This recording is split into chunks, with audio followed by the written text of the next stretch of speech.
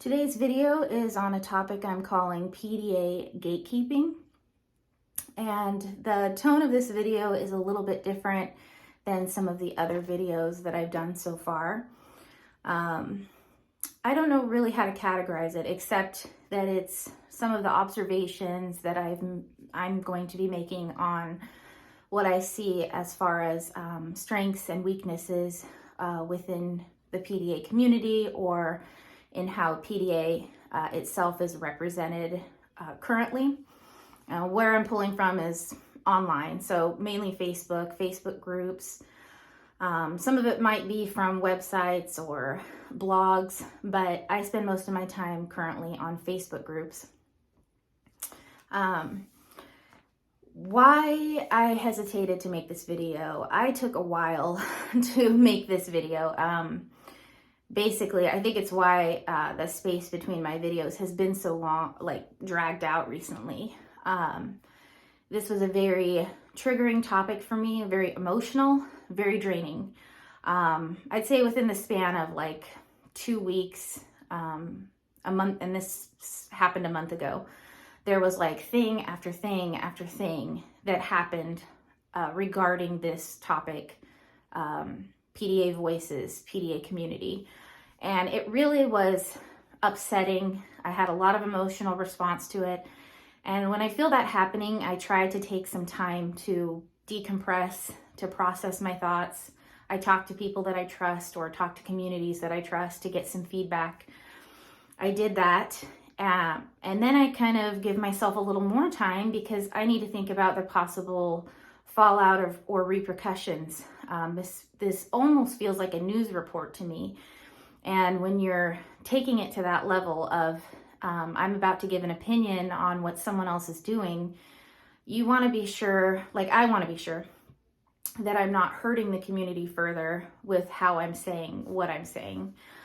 So just that is something I wanted to start out with. I also wanted to say that whatever I'm sharing today, it does involve a Facebook group specifically. There are thousands of members within this group. I am not trying to make the claim that there's nothing positive that's come out of this group. I feel that I've actually been in it for a while, just kind of watching what conversations are going on. And for the most part, there's been helpful talk regarding PDA and raising PDA children. So I'm not being black and white about this. I just feel like it's really important, and I will lay out exactly why I feel like it's important to be aware of the shortcomings within the group that I'm about to talk about. I'm not sure if I'm going to keep comments open or close them. I think I will try to leave them open for discussion. If it gets weird, or if it gets turns into a dog pile or a fight, then I will most likely shut them down. So please just understand that I'm not trying to take away from anyone's positive experiences. I am just trying to highlight weaknesses. So what am I talking about? What I'm talking about is, when I was doing a search on Facebook for resources for PDA within the United States, there was one group I found, has about 3,000 members in it.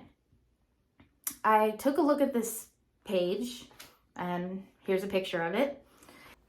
And right away, some superficial things stood out to me that kind of made me uncomfortable. Just silly things, like the graphic felt a little bit nationalistic for my liking. Not anything important, but just personal taste. But then also I noticed there was really strict guidelines for who could join the group, that they had to go through some kind of vetting process. And that right there just smacks of not being very PDA friendly. Any kind of strict, rigid rules are not really meshable with being a PDA personality. So I found that kind of bizarre. And it really slowed me down in even trying to join the group because of all the extra steps. When I first requested to join, I said, all at first I said was, I'm a PDA adult. And keeping in mind the name of the group, it doesn't say anything about who the audience is for. It just says PDA USA. So I figured I was welcome there because I'm PDA and I'm in the USA. But Graeme came up right away and said, nope, this group isn't for you. So he linked me to another group that was much, much smaller. And that did not set well with me because I'm thinking, why? Why does it matter if I'm a PDA adult? Even if he's saying it's for directed towards parents who have PDA children, my brain's thinking that's irrelevant because I'll outline more about why that is. I feel that way, but it just struck me as strange. So I went ahead and I told him, well, I also have PDA kids. And then he let me into the group. And from there, he sent me a slew of information. And he did say, hey, heads up, this is a lot of information to take in. That's great, but not very PDA friendly. So I'm like, wow, and just tons. So here you can see a screenshot or a recording of the amount of information that he sent me. It didn't take long for my eyes to kind of glaze over at the sheer amount of information. Yeah, just there it goes. Keeps going. Yep, there's more. You think it's over? No, there's more. And still more. Yep. After my initial reaction, I then took what I felt I saw that was concerning, and I went to my favorite PDA group so far to start a discussion. Like, am I wrong here? Am I overreacting? Am I reacting to the wrong thing? And I got some interesting information out of that conversation. People did know who I was talking about. So right away there was, oh, is this Graeme? And I'm like, yes, this is Graeme. This is Graeme. They then shared that there is a history with Graeme, that he had an altercation with someone in the PDA community that has a lot of influence, has written books, is very spokesperson for PDA. And there developed between these two people a altercation that got ugly. Now, I was not part of all that, so I'm not going to share every specific, or I'm going to try to avoid sharing specifics. Just sharing that to say that apparently it was that altercation and that disagreement that turned Graeme into filtering this group, but basically locking it down. Why does this even matter? Who cares? What's the point? What difference does it make? Okay, this is why I think it matters. This is why I decided to make this video. First of all, there is a problem with a non-PDA person filtering through PDA voices. As far as I'm concerned, this is the equivalent of how the autistic community as a whole has been managed by non-autistics. It is going to get distorted, information is going to get misrepresented, and I have seen that happen within the group.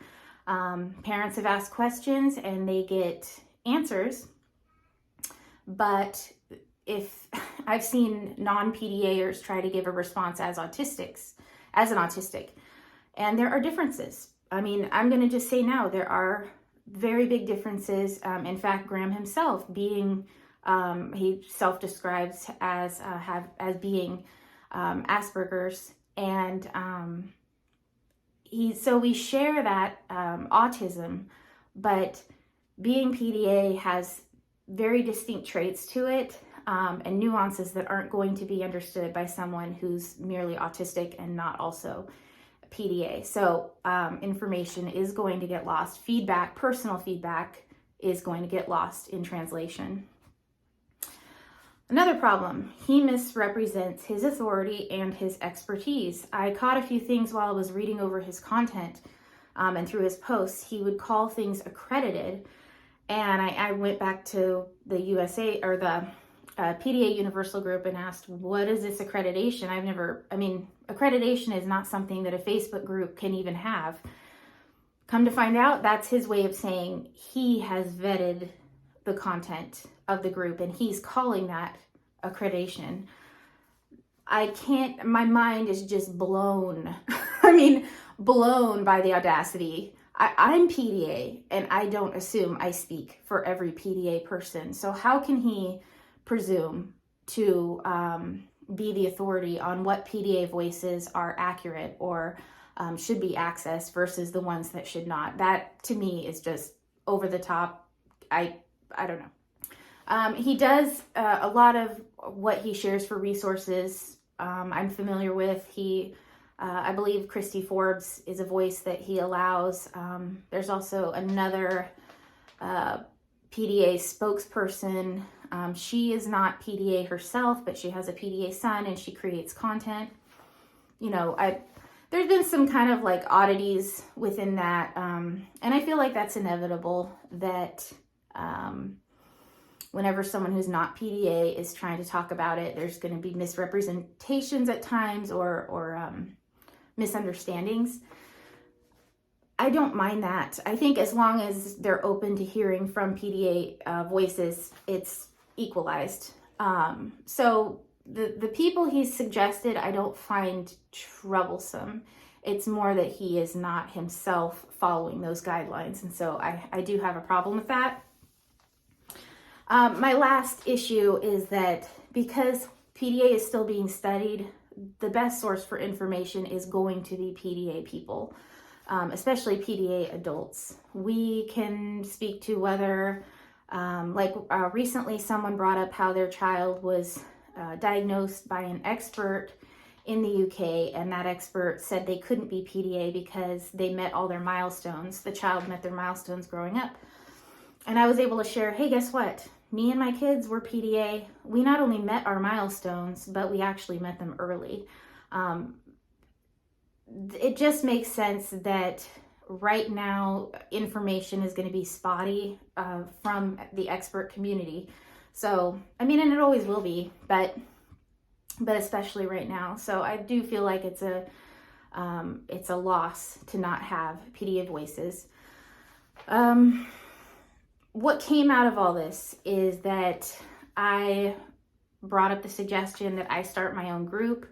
I don't try to swoop in all the time and make it about me. I don't want to be that way, but it wasn't out there. This is basically it. Graeme is not only in charge of the PDA USA group, but he has other groups as well in other countries that he does not reside in. So he's not even located in the United States, and he's not located in the United States, and he's not PDA. So he's kind of taken over as a voice in the PDA community in what I consider a very inappropriate fashion. So yes, I did start our own group, as you can see here.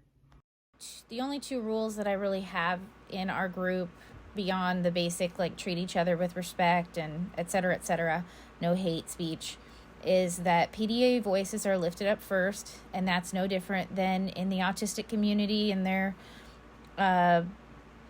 Facebook pages or Facebook groups, that autistic voices are given prominence over non-autistic voices. Same rule here. And also that PDA behaviors, which can be very puzzling and aggravating and upsetting sometimes, that children are not talked down about just because of behaviors. I do hope that nobody sees my video here as petty. I did throw in more commentary than I probably originally planned, but it does really bother me. It does really upset me if it's not recognized that we are people. Being PDA is not just a special interest or a hobby to know about us. We are actually human beings who have to live this out. And I do believe for that reason as well, it's important that we get a chance to have our voices heard. I want that to be the main message taken away from this. Not that I'm trying to pick a fight or that I'm just trying to stir up controversy. But in any case, we'll see how this goes. Please feel free to leave a comment. Thank you so much for listening, and have a great rest of your day.